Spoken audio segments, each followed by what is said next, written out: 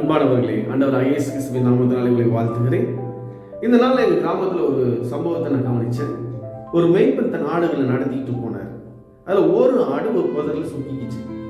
அந்த சிக்கிக்கொண்ட அந்த ஆடு எங்க இருக்குன்னு அந்த மேய்ப்பனுக்கு அறிந்தபடினாலே அவர் வா என்கிற ஒரு சத்தத்தை எழுப்புகிறார். அந்த மேய்ப்பனுடைய சத்தத்தை கேட்ட ஆடு, நான் இந்த புதரில் மாட்டிட்டு இருக்கேன், என்னை காப்பாற்ற, என்னை கூட்டிட்டு போன்ட்டு வேகமாக ஓடி எழுப்புது. இந்த சம்பவத்தை கவனிச்ச எனக்கு ஒரு வேத வசனம் ஞாபகம் வந்தது. யோவான் 10ஆம் அதிகாரம் 27ஆம் வசனத்துல, என் ஆடுகள் என் சத்தத்திற்கு செவி கொடுக்கிறது, நான் அவைகளை அறிந்திருக்கிறேன். அன்பானவர்களே, நம்முடைய வேதனையின் சத்தத்தை, நம்முடைய கஷ்டத்தின் சத்தத்தை, நம்முடைய கதறலின் சத்தத்தை, நம்முடைய எல்லா மன்றாட்டின் சத்தத்தையும் கேட்கிற ஒரு மேய்ப்பன் அவர் ஆண்டவராக இயேசு கிறிஸ்து நமக்கு உண்டு.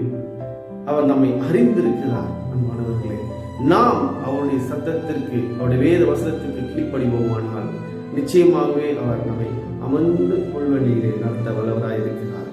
கர்த்தர் நம்மை ஆசீர்வதிப்பார்.